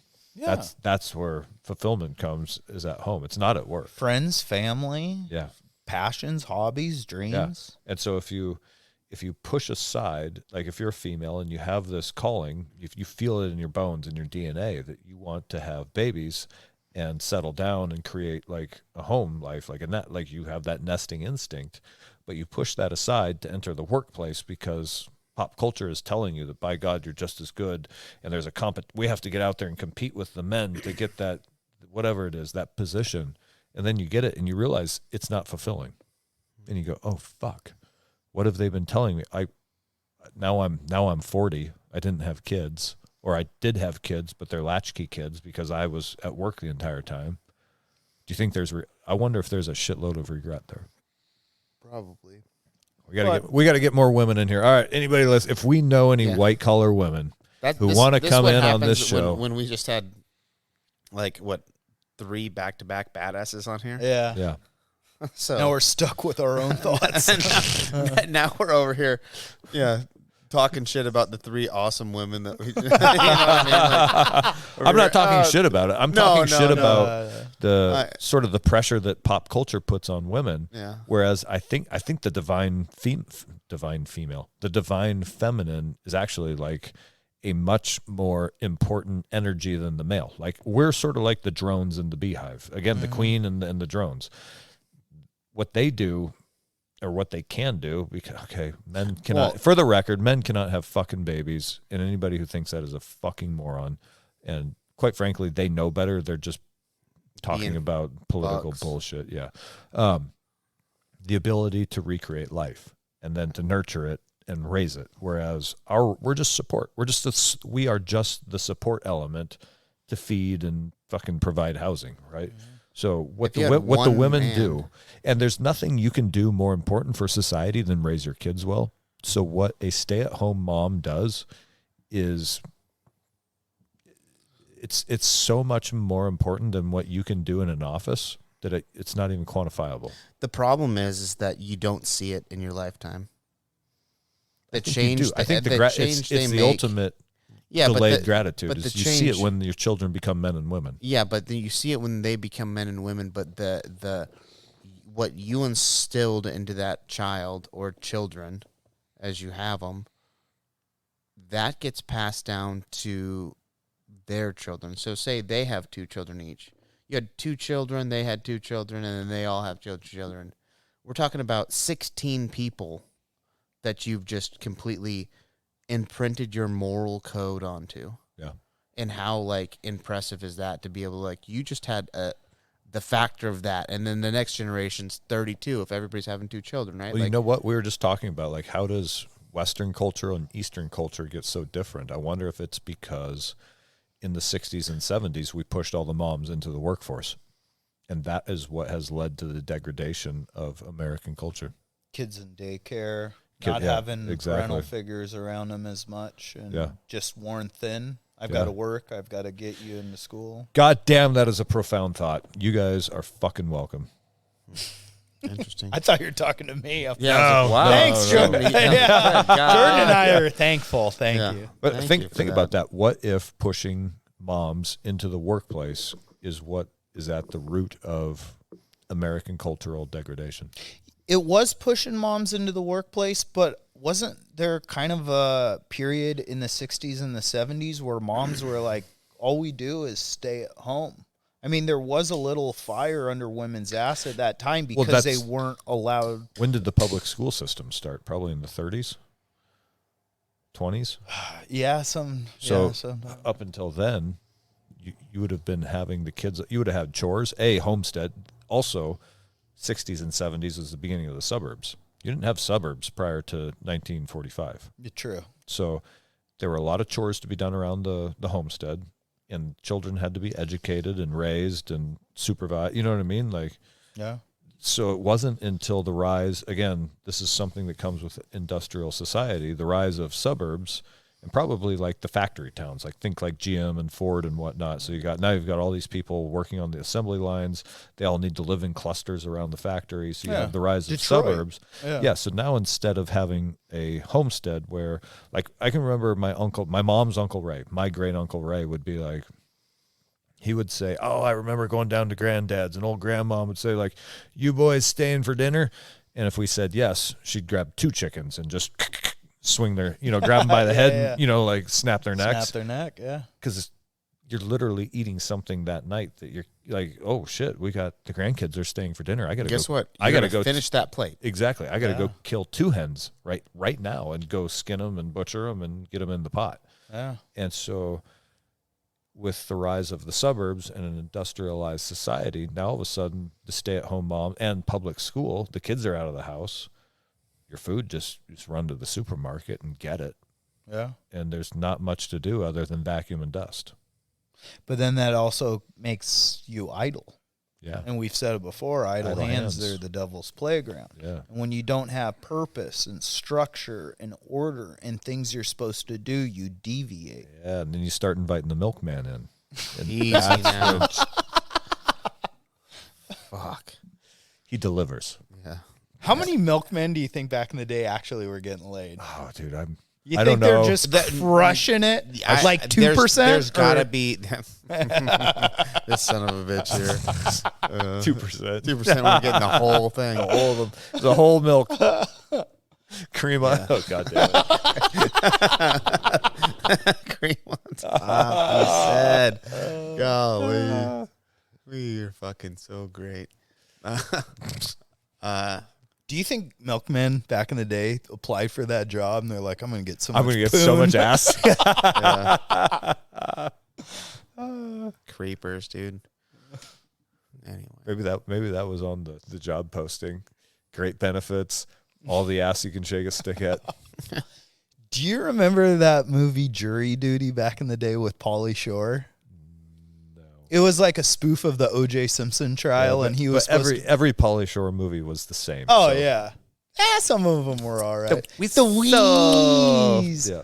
But like he was auditioning for a strip club and he came out as like a milkman, like because he's like I bring it, you know. Oh man. All right. Well, fucking what speaking of on something earth? else, Yeah. men do better. You wanted to be a pilot. So what's It's all science on this show. Go ahead. what's the deal with that? I've wanted to be a pilot since Top Gun came out, bitch. Okay, well, Like fucking A. what was that? 1994 or something like that. And so Oh, that was the 80s, wasn't Yeah, I it? thought Top it was Gun? 87, right? Or something Oh, shit like actually, I that. think you're right. It's probably 87, 88. I don't know where I came up with 94. Ocean playing foolish lovers game. Don't stop. Yeah. Riding my Kawasaki. So, like, have you thought about going down to Payne Field and just like saying, Yeah. hey, Oh. what's the jam here? 1,000 times. The problem is I don't have a spare moment. So I'm constantly like, For life. yeah, exactly. For life. That's well, and so we started to get into this in the first half, but one of my goals with training Northwest is to get out of the grind and get to where I am calling my own shots and I don't have this, I mean, if you include commute time, I'm 11 hours a day. So I want to get away. That's 55 hours a week.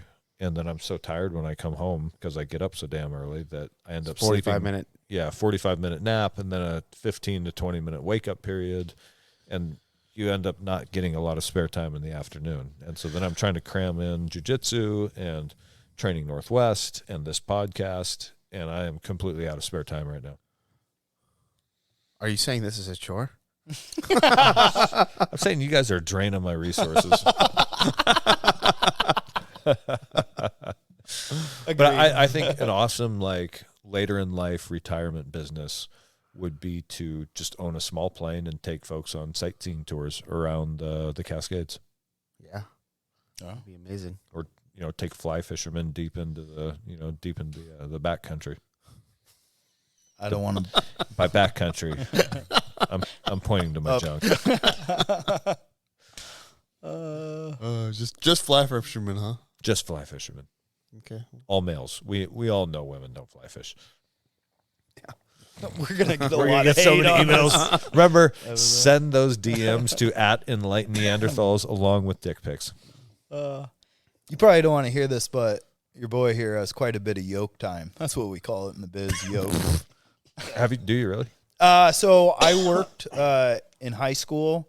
I refueled airplanes and launch planes and stuff, and we would go up all the time. And they're just like, "You want to fly?" Oh, no And shit. they're like, "Yeah, okay." And they're like, "Just don't do anything stupid." Yeah. And so, Oh, really? Taking the rudders, everything, throttle. The only thing they wouldn't let me do is land it, but they let me take off once. No shit. Yeah. Okay. It's not too hard. They wouldn't let you land it? Well, that's Selfish what, sons of bitches. That's what Theo was saying at Guns and Geese, is that it's only like 14 hours of training before you're solo. Yeah. I was like, holy crap, for real? But yeah. That's 14 hours of training. That is 2 weeks of jiu-jitsu practice. I know. You're a black belt. Here, hop in this Cessna. Have at it. Yeah.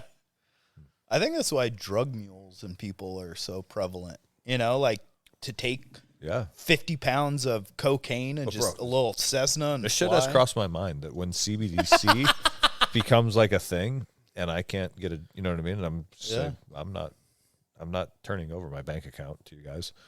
Like, how am I going to make, like, I would happily run drugs from BC to Mexico or fly, you know what I mean? Like, if we get forced, Right? Allegedly. allegedly, supposedly, if we get forced outside the norms of society, fuck it, whatever, man. Because again, points we hit on earlier. What are you afraid of? This life is temporary. I'm 43. I'm playing the back nine.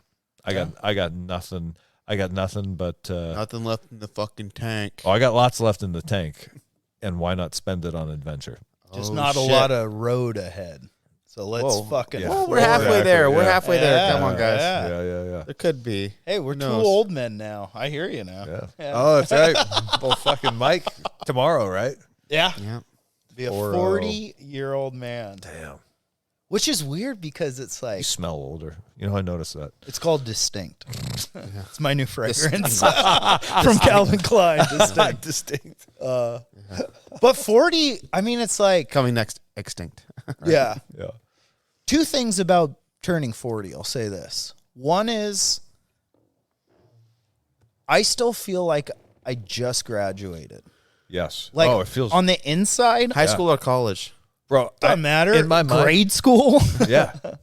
I'm in physical therapy for my knee right now, and the reason I'm there is because when it first got injured, I was like, in my mind, I'm 25, and the way you fix injuries is by ignoring them. Yeah. And they just go away. Work through it. Exactly.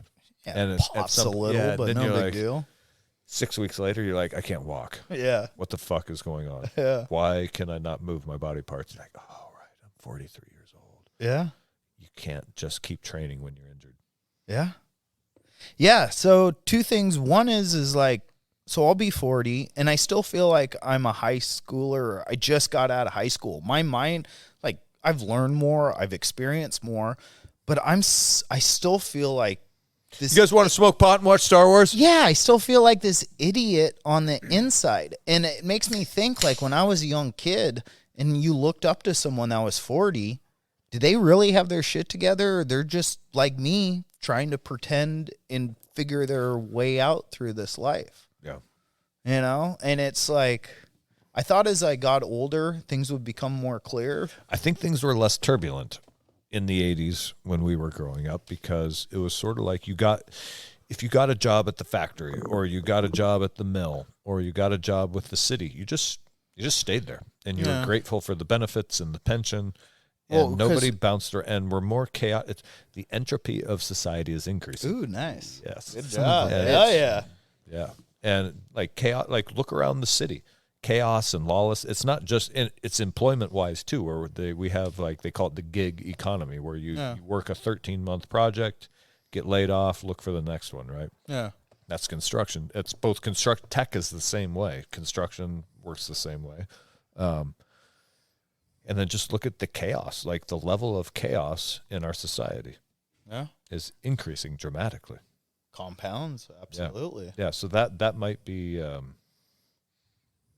That's kind of what I was trying to allude to earlier with saying like the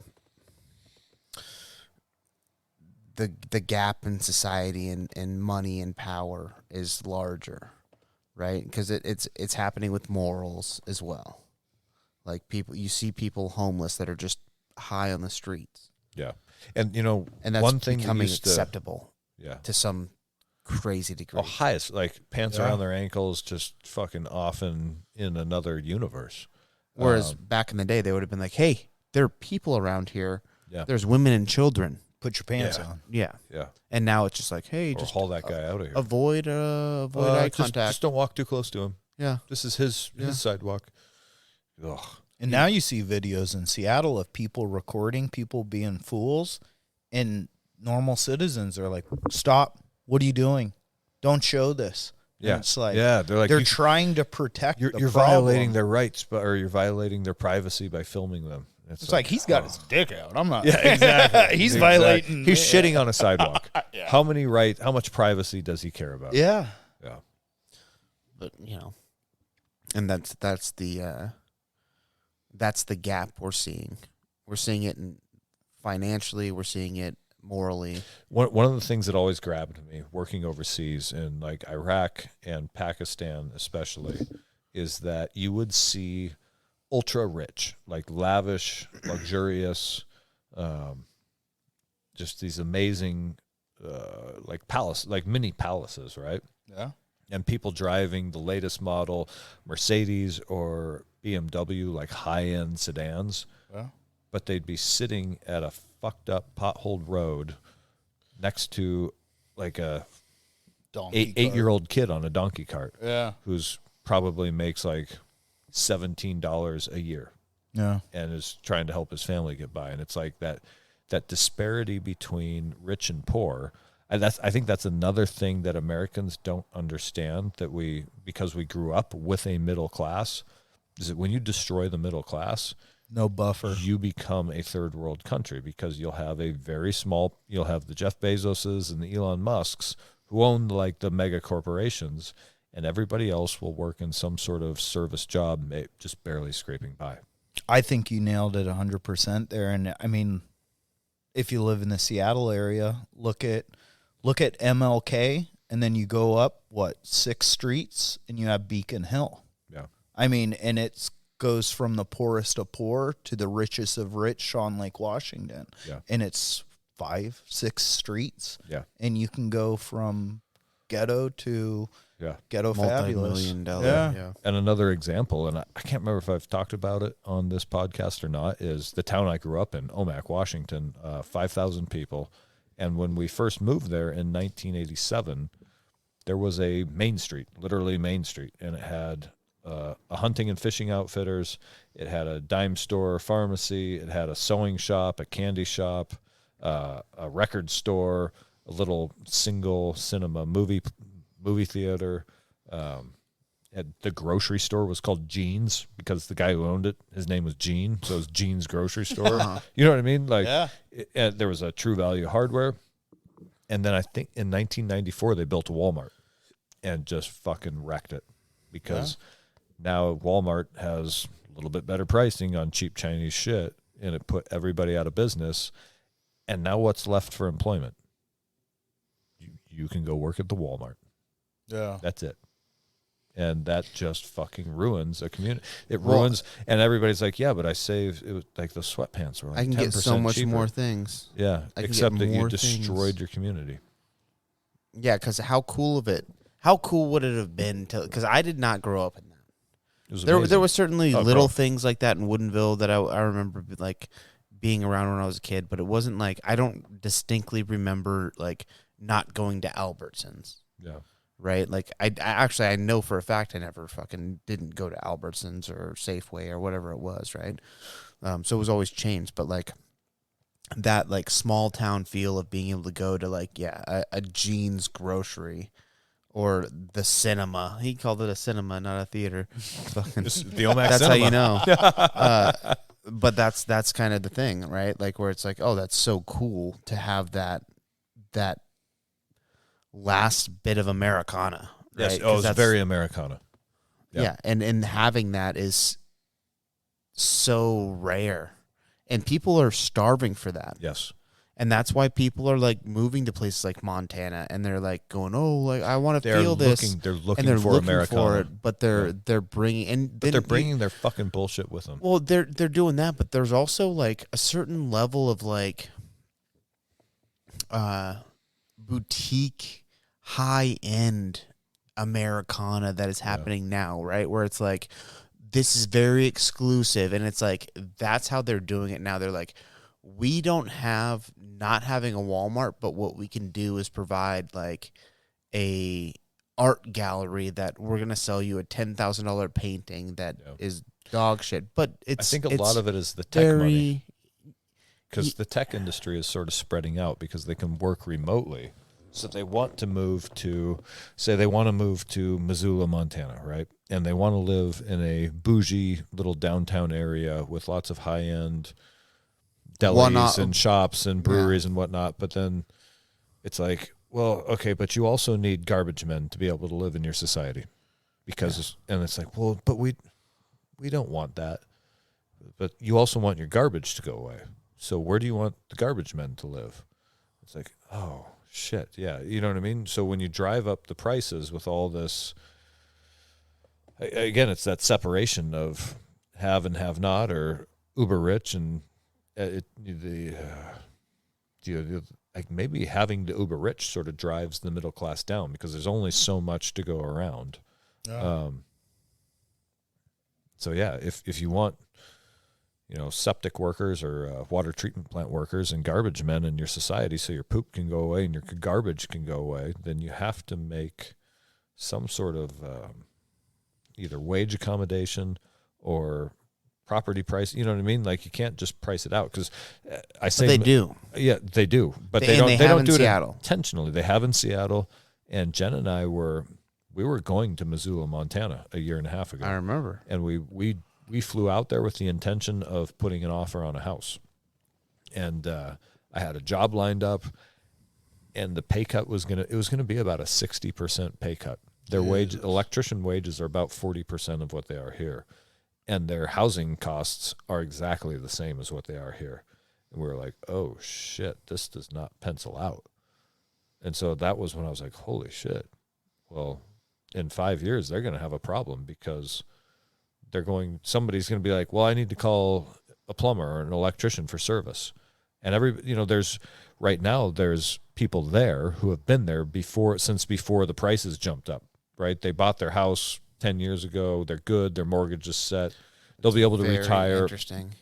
But there's going to be no younger generation taking those jobs because it won't pay to buy a house. Yeah. And so they're going to be like, well, I either need to move to somewhere where my skill does pay to buy a house, or I need to find a different skill, work in a different industry.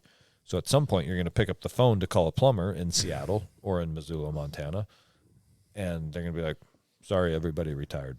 But the scarcity will drive the value of their business. So then pay goes up into where I can live here. Yeah, exactly. So do you think everything at the end of the day equals out? There must be a little bit of give and take and a push and pull. You know what I mean? Like you said, that situation where you can't find a plumber or can't find an electrician will lead to a slow increase in wages. But then what if you lose? So maybe the answer is to go, where do I go to fill my cup the most? Where do I go to feel my 80 years I get on this planet? Where do I go to fucking make that happen? What do I want out of my life? And is it money? Is it security? Is it this or is it that? Like finding that place and just saying, hey, I'm going to go for it. Because like we can sit here and what if all day long, but what ifs like don't really answer the question of like,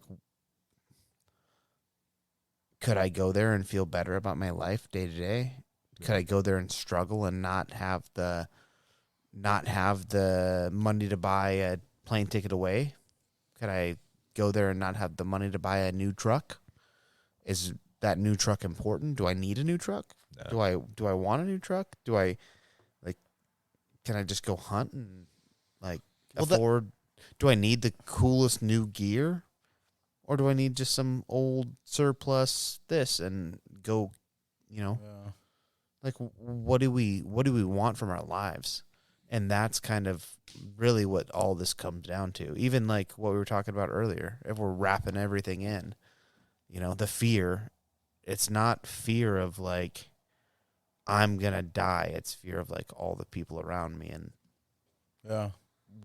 what do I want from this life? And it's to spend time with those people. Yeah. Is it to spend time with those people to have more cool shit? or just to simply have memories and have good times I with. think experiences and memories. Yeah. I would say Yeah. When we were, God, I was probably like 13. My parents, they sat us down one night and they're like, Christmas is coming up. We can spend money on toys or we can take a ski vacation. And me, my brother, and my sister instantly were like, ski vacation. Yeah. But it was like, oh, yeah, we don't really care about stuff. It's far more fun to go do, than to just have to live. things. Yeah. Yeah, but there is a certain level, and this I think is what they do sell on TikTok and like it's like all the things. There's a level to having like owning things. Like owning something. Look at this watch. Look at how cool it is that I own this watch. It's like, that's a $40,000 watch. Like, part of me is like, that's not fucking cool. That's like, It's fucking stupid. arrogant. That's like, what are we talking about? Dumb as fuck. The same thing can be done for $20 at Yeah. This you know. Casio. Yeah. some bullshit, Look how stupid I am that I just made I bought a $200 watch for 40 grand. Yeah. It's crazy. But then there's certain things that like, it's like I will spend $2,000 on a knife. I will. All right. Okay. I'm talking about the Japan trip. Yeah. If I go to Is Japan that what and they have cost? 'Cause I'm just saying. I'm not buying a knife in Japan if that's what they if cost. all You're of a gonna buy sudden that China knife. if all of a sudden you go to a place and it's like, here's this crazy, awesome thing, and it will be a once in a lifetime thing, and yes, that's crazy. $2,000 is crazy for anything, but if you buy that one time and that thing somehow can bring joy to your kids or your kids' kids, like, because there's something about having physical items that like Oh, yeah. matter, and it's not the expensive thing. It's not the fucking super like, oh, look at this Lamborghini that's been passed down 4 generations. Grand It's all Force beat Brook shit. hatchet. It's the Grand Force Brook hatchet. It's the fucking grandma's fucking cast iron skillet. Yeah. It's the thing that was bought and then used and maintained, and it still holds its usefulness. Yeah. Or it is a piece of art, right? Yeah. Like, Yeah. oh, look at this. I was kind of hoping I could get that knife for like $400. You could probably get it. I'm just saying. I'm just throwing out a ridiculous number, Yeah, but yeah. I mean, you could get something really nice handmade that's probably around $400 or $500, Okay. and it would be the same thing. It wouldn't have to be the fucking $2,000, $4,000, $5,000, $25,000 fucking. Holy shit. Are you serious? Are you kidding me? Oh, fuck. Oh, dude, I guarantee you, there's well over a fucking $1 million fucking kitchen knife out there that somebody's like, oh, look at this, and they've cut a fucking. It's never seen a potato. You know what I mean? Like, It's only for slicing ahi. it's those. There's things like that out there that are just like, oh, that's fucking retarded, and that's a flex of wealth. That's Yeah. not like it's made out of a fucking meteor that's been fucking. Yeah. It's silly It's, shit. it's an elven knife. yeah, it fucking gets Glows- red hot. Glows yeah. when orcs are near. Anytime it sees starch, it starts fucking. Yeah. But It dulls immediately on contact with a potato or onion. Yeah. I just there's things that like you could have Tyler make you that would be like, this is in my fucking family's lineage now. Yes. Yeah. This will be passed down. I hope that I can convey that, and I think that's also part of it is like you see things that get passed down, and you don't really see as much stuff getting passed down from like. I mean, maybe you do. I just don't see it in my family of like, or maybe it's just because it's scarcer, because there's more of us and there was less of them. So it's like, oh yeah, my aunt got this cast iron skillet that was on the Oregon Trail. And then it was like, oh, well, then which one of the kids does that thing go to? And then like it becomes more and more distant, Yeah. I don't know where I'm going with this at all, but I just enjoy. Sounds great. I just enjoy like the things that something that is useful.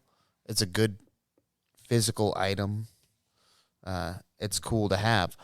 So there is a certain level of like materialism that is important and is kind of like I think nice to durability have. goes into that too. Though, Oh, because 100%. You talk about like grandma's cast iron skillet, and I have that. Not just the hatchet, but I also found a it's made out of Swedish steel. It's like a hunting knife that my granddad had.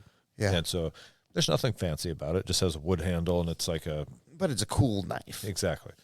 Well, mostly because it's well made, but it's not high end. It's just well crafted. You when you hold certain things and Yes. this is going to last. Yeah. This is Yeah. special. So it's just a great knife and it's one that I would haul around hunting and camping and drag it in the dirt and whatnot and never think twice about it because it can take it.